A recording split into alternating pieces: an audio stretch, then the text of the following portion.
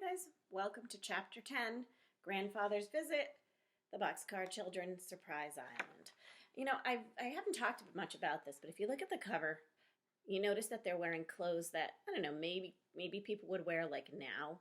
But when Gertrude Warner wrote these books, they did not dress this way. That's why, remember we talked about how they got brown shoes instead of sneakers. There were brown shoes were play shoes, and they wore different kinds of clothes. But over the years, when they've made new covers, they wanted to interest more people, so they made it look more like things are more like now. But remember, this was a long time ago. Chapter 10, Grandfather's Visit. "We must be ready at 10 o'clock, said Jessie the next morning. Grandfather told Captain Daniel to meet him with the boat 10 o'clock, and he's always on time. We must certainly show him the museum, said Henry. I know he'll be interested in the Indian things, but I'm not so sure about the birds and flowers. I think he will like our museum, said Violet. It has his name on the door. She looked up and read the sign again, the James H. Alden Museum. Everything is ready, said Jessie. She took one last look. Let's go down on the dock to wait for him. Mr. Alden was delighted to see his grandchildren all waving from the dock. Fine children, he said to Captain Daniel. Best that I ever saw, agreed Captain Daniel, waving too. He tied the boat and watched the old man and his happy grandchildren as they went out of sight into the barn. I want to see every single thing you have, said Mr. Alden. He sat down in the company chair and looked around him. Say, what's this I see? A museum? Grandfather was on his feet in a minute. Are you going to let me see it? He asked excitedly, with his foot on the stairs. Of course, cried Jessie, if you don't mind the heat. It's awfully hot up there. And there he is, heading up the stairs into the museum. So now we know what it looked like. No, I don't mind, said Mr. Alden, at the top of the stairs. He saw what the museum was like with one look. Which one of you thought of this? Tell me about it.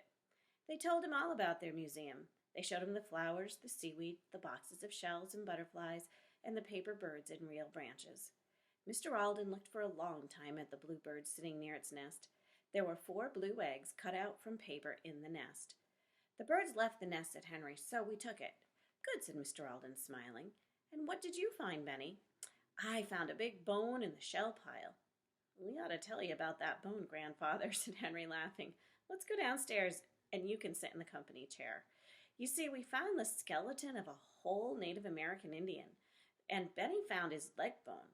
Joe says it's very important and not to tell anyone but you. Where is the skeleton? Cried Mr. Alden. It's near a very big pile of shells at the end of the island. Yes, I remember seeing that pile of shells when I was a young boy, said Mr. Alden. Joe told us not to pick up the Indian bones, said Benny. He said you would get men to do it right after we go home. That Joe seems to know a lot, said Mr. Alden. I'll see him before I leave today. Look in this box, Grandfather, said Benny. That's an arrowhead, and that's an axe head, and that's a cooking bowl, all Native American. And that's a toolbox made out of bone. Watch found an axe head and the tool. Well, well, cried Mr. Alden. Who told you? Did anyone tell you to make a museum to put these things in? No, said Henry. Don't you like it? Yes, Henry, I like it very much indeed. It just seems strange because it's the exact same thing I used to do myself. I used to go into the woods all alone and sit for hours listening to birds. Yes, said Henry, smiling. We do the very same thing. We must be just like you. Then Violet brought her violin for him to see. To their surprise, Mr. Alden put it under his chin and began to play. He played very well. You didn't know I played, did you? Said Mr. Alden, to the surprise of the children. That's a fine little violin, Violet. You're a wonderful grandfather, cried Henry, always doing something new. We didn't know you could play. I'm out of practice, said Mr. Alden, handing the violin back to Violet. Haven't even held a violin for years. Now what else have you to show me? You must come to the little hut to see Joe, said Benny. I think Joe went over to the mainland this morning, said Violet. That's funny, said Henry, because he certainly knew that you were coming today. It makes me cross, shouted Benny. I want you to see Joe. He's my best friend in all the world. So cross isn't a word we use very often, but I bet by the context of what he's saying, you realize that when he says, it makes me cross, that he's thinking it makes me angry, or it makes me mad. Then I'm cross too, said Mr. Alden. What time do you have dinner around here? Almost right away, cried Jessie. Are you hungry? I am hungry as a bear, answered Mr. Alden. At once, Jessie put some water in the big kettle. You children set the table and get the milk out so that Grandfather won't have to wait a minute after dinner is ready. Oh, you needn't hurry as much as that, said Mr. Alden. I can wait a half an hour, maybe. Before that time, the little vegetables were done. Jessie put them in a big dish and poured melted butter over them. There was plenty of bread and butter to go along with the vegetables. And because they had company, you ready for this, guys? You know how they have some really weird food? Listen to this one. Jessie put 2 raw eggs and some sugar into the milk. So she mixed up raw egg, sugar, and milk, and they drank it. Can you imagine that? And this is a delicious drink, said Mr. Alden. I shall come again. Please do, cried Violet. But you're not going home for a long time yet, I hope. I think I am, said Mr. Alden. And I should like to take you all with me, just on a little trip for an hour or so, he added quickly. All right, said Jessie. I thought for a minute you wanted us to leave the island for good. You like it, don't you? No, it won't take very long. I want to show you something. It did not take long for Captain Daniel to get the family to the mainland. They got into Mr. Alden's waiting car and were taken to a big building they had never seen before. It's a museum, said Henry. Jessie, look.